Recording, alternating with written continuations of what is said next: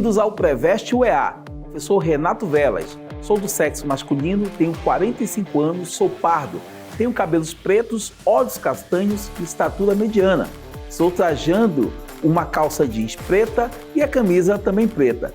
Nossa sala de aula é um estúdio de TV e utilizarei uma tela interativa para anotações. Meus queridos, hoje nós trazemos um conteúdo extremamente relevante. Vamos falar sobre os blocos econômicos. Nessa primeira parte, deve ficar evidenciado o seguinte: nós temos basicamente 4 tipos diferentes de blocos econômicos. O bloco mais simples é chamado de zona de livre comércio. Em uma zona de livre comércio, o que ocorre? A livre circulação de mercadorias, ou seja, os países combinam entre si de reduzirem ou simplesmente não cobrarem os impostos de importações e com isso há a livre circulação de mercadorias. Nós podemos dar como grande exemplo o antigo NAFTA, que agora se chama USMCA, abreviação de Estados Unidos, México e Canadá. O segundo tipo é a União Aduaneira, a qual o Mercosul é o grande exemplo. Em uma união aduaneira, a principal característica é a existência de uma tarifa externa comum. E o que é uma tarifa externa comum? É um valor cobrado, pelos países membros do bloco em relação a países que não pertencem ao bloco, mas que querem realizar negócios. Ou seja, imagina, o Mercosul é o grande exemplo. Se Brasil, Argentina, Paraguai, Uruguai e Venezuela produzem, fabricam o mesmo produto e querem vender esse produto para a França, a tarifa externa que eles cobram deve ter o mesmo valor. Daí a ideia de tarifa externa comum. Não esqueçam, o Mercosul, apesar de ter no nome Mercado Comum, ele é uma união aduaneira. O terceiro tipo de bloco é o mercado comum. Esse já é um tipo de bloco mais avançado do que os 2 primeiros. Além do livre trânsito de mercadorias, além da tarifa externa comum, o mercado comum ele apresenta o livre trânsito de pessoas, mercadorias e serviços. Nós temos um avanço muito grande na integração entre os países membros. Podemos dar como exemplo a União Europeia. Mas como, professor, União Europeia? Sim, meu povo, entenda o seguinte: nós temos que lembrar que a União Europeia possui países que adotam e outros que não adotam o euro. Então, para aqueles países que não adotam o euro, a União Europeia pode ser considerada um mercado comum. Aí, vamos para o último tipo de bloco, a União Econômica e Monetária. Além de possuir livre trânsito de pessoas, mercadorias e serviços, tarifa externa comum, a União Econômica e Monetária também é caracterizada por possuir uma moeda única. A União Europeia se enquadra nesse contexto. Daí existe uma expressão que é muito importante, a zona do euro. O que é a zona do euro? A zona do euro corresponde ao conjunto de países da União Europeia que adotaram o euro como moeda nacional. É importantíssimo lembrar que não há a possibilidade de imposição da moeda, ok? As sociedades desses países, elas devem concordar com a moeda, sendo única, no caso, o euro, beleza? Não esqueça, nem todos os países da União Europeia adotam o euro como moeda única. Agora, meu povo, chegou uma hora muito importante. Eu vou chamar o nosso aluno número 1, aquele cara que está presente em todas as nossas aulas e que faz perguntas extremamente inteligentes. Ô Léo, pode vir aí, Léo. Professor, qual foi a última grande mudança que ocorreu na União Europeia? Muito bom. O Léo, como sempre, é um cara assim que faz perguntas muito boas. A União Europeia, ela sofreu uma grande mudança, de forma recente, que foi a saída do Reino Unido, o famoso Brexit. O Reino Unido deixa a União Europeia devido a algumas situações, como, por exemplo, não concordar com a política imigratória da União Europeia.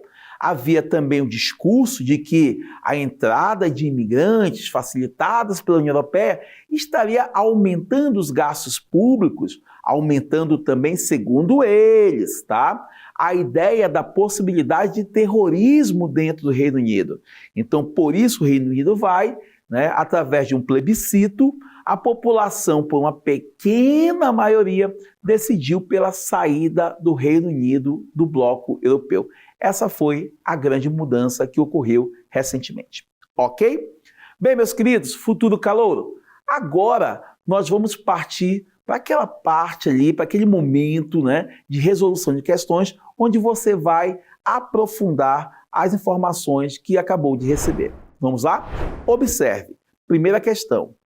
O Tratado de Assunção é um acordo fundamental para a integração do bloco econômico do Mercosul, porque implementou, letra A paridade monetária entre as moedas dos países membros, letra B, um sistema legislativo comum para os países membros, letra C, a incorporação do Chile e da Venezuela como países associados aos países membros, letra D, uma área de livre comércio entre os países membros, ou letra E, a unificação das balanças comerciais entre os países membros.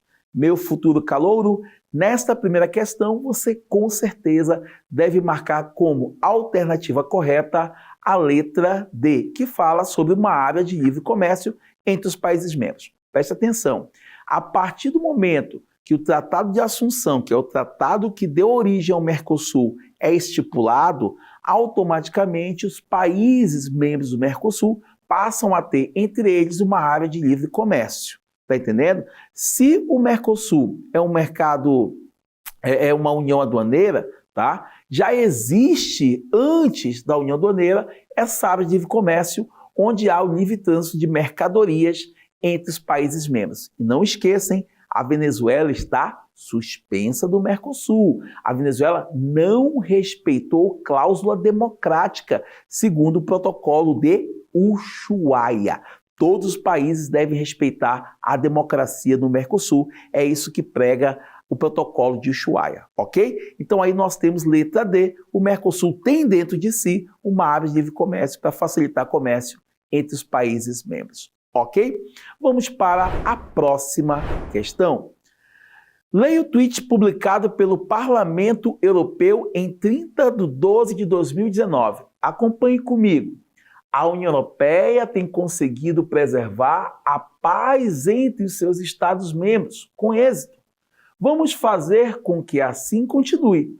Unidos somos melhores. Inscreva-se na comunidade unidos.eu. Olha só o tweet da União Europeia, do Parlamento Europeu propriamente dito. Vamos lá. A mensagem de unidade foi quebrada pela efetivação da saída em 30 de 1 de 2020 de um dos países membros que integrava a União Europeia. O país que deixou o bloco e a consequência dessa adesão para a União Europeia são, letra A, o Reino Unido, a renegociação de tratados comerciais entre o bloco e o país. Letra B, a Suécia. A consequência é a perda da contribuição monetária do país para o Fundo Econômico do Bloco. Letra C, o país foi a Grécia e a consequência, a desvalorização cambial do euro em relação à moeda nacional, DACMA. Letra D, o país foi a Espanha e a consequência, a insegurança de que o movimento inspire outros países membros. Letra E, o país foi a Itália e a consequência foi a redefinição do controle de fronteiras no espaço Schengen, que é o espaço de livre circulação, né, na União Europeia. Então, senhores, nessa segunda questão, meu futuro calouro, você irá marcar a letra A. O país foi o Reino Unido e a consequência, a renegociação de tratados comerciais entre o Reino Unido e o bloco. Do que nós estamos falando? Enquanto o Reino Unido esteve na União Europeia, ele gozava ali, ele tinha a seu favor, né, preferências comerciais dentro da União Europeia. A partir do momento que ele deixa a União Europeia, que ele sai do bloco, ele perde essas preferências. Então agora o Reino Unido terá que renegociar com a União Europeia. Olha que coisa ruim, né? Tinha preferência comercial, facilidade de comércio com os países membros, que era igual a ele, agora terá que renegociar. Agora, gente, marca aí a letra A, mas deixa eu te dar um bisu do velas muito importante. Nós não podemos esquecer que atualmente a União Europeia apoia a Ucrânia. Olha para os olhos da aprovação. A União Europeia atualmente ajuda, né, a Ucrânia no conflito contra a Rússia. A União Europeia cede armas à Ucrânia. A União Europeia já decretou sanções econômicas à Rússia. Então, neste conflito que está movimentando a Europa, a União Europeia é uma grande apoiadora da Ucrânia. Mesmo porque, né, meu povo, a União Europeia ela não quer o fortalecimento econômico da Rússia, juntamente com a comunidade dos Estados Independentes, que é o bloco lá que a Rússia defende. Certo? Vamos então para a próxima questão. Observe, por favor. Terceira questão. Em sua primeira reunião bilateral, os presidentes dos Estados Unidos, Joe Biden, o ex-presidente, né? E do México, Andrés Manuel López Obrador, que também já é ex-presidente, enfatizaram a cooperação entre os dois países. Obrador afirmou que considera muito importante a integração econômica entre os países da América do Norte e que isso os fortalecerá em 2020. Os dois países assinaram um acordo comercial com o Canadá, pacto conhecido pela sigla USMCA, substituiu o antigo Tratado Norte-Americano de Livre Comércio, o NAFTA, na sigla em inglês. Biden também se reuniu virtualmente com o primeiro-ministro canadense Justin Trudeau. Conforme o texto e conhecimentos sobre esse novo acordo comercial assinado em 2020, afirma-se que o USMCA representa, letra A substituição da Zona de Livre Comércio pela União Aduaneira entre os países membros, todavia, aboliu a tarifa externa comum. Letra B, modernização da Zona de Livre Comércio entre os países membros, contudo, implantou o fim da livre circulação de pessoas entre o México e os Estados Unidos. Letra C, alteração da Zona de Livre Comércio pela União Monetária entre os países membros. No entanto, liberou o uso da paridade monetária do dólar como moeda de referência. Letra D, a manutenção da Zona de Livre Comércio entre os países membros. Entretanto, ampliou o protecionismo comercial dos Estados Unidos. E letra E, ampliação da Zona de Livre Comércio para países associados à América Central e Caribe, porém manteve o embargo econômico em Cuba. Meu futuro calouro da UEA, preste muita atenção. Nessa segunda questão, você irá marcar a alternativa D, que nos fala sobre a manutenção da Zona de Livre Comércio entre os países membros, entretanto, ampliou o protecionismo comercial dos Estados Unidos. Pessoal, é lógico, por mais que haja uma relação comercial mais flexível entre Estados Unidos, Canadá e México, configurando o atual USMCA, os norte-americanos sempre trabalharão a ideia de um protecionismo comercial a seu favor.